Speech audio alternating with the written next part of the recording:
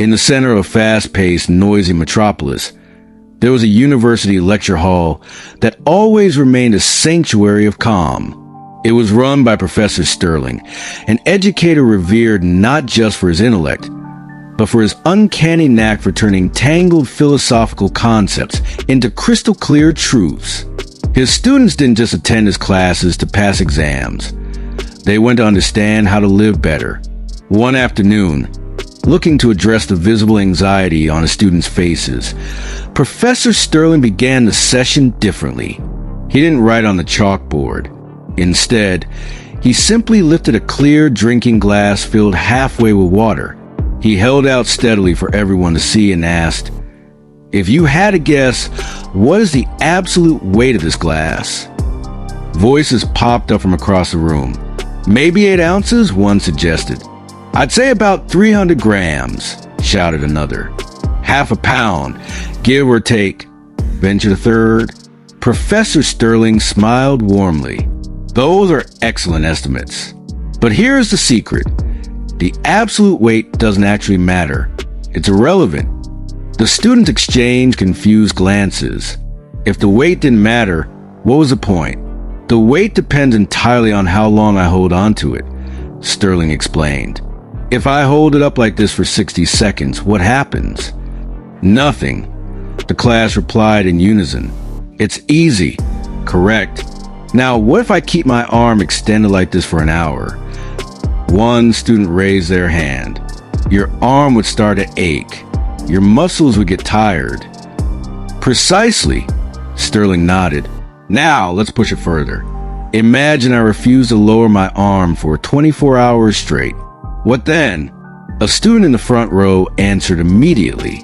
"Your arm would go numb. The muscle tension would become unbearable, and you'd probably lose the ability to move it. You might even end up in the emergency room." Professor Sterling chuckled softly. "You are absolutely right.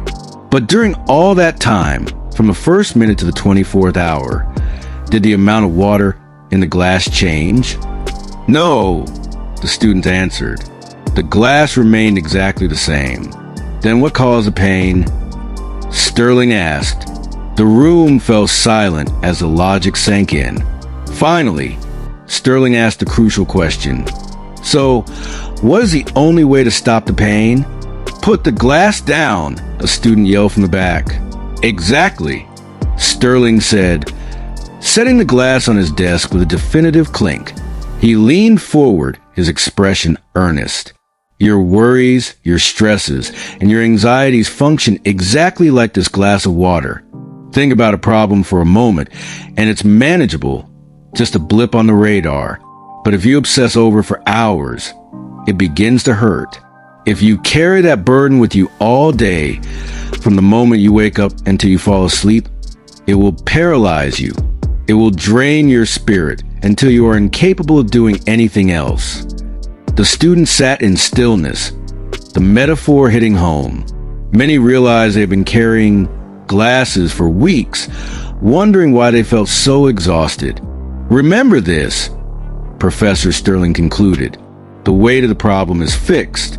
You cannot change it by thinking about it.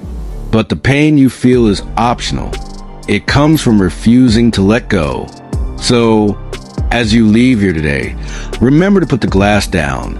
The students walked out of the lecture hall that day lighter than when they entered, understanding that the heaviness of life isn't about the load they carry, but how long they refuse to set it down.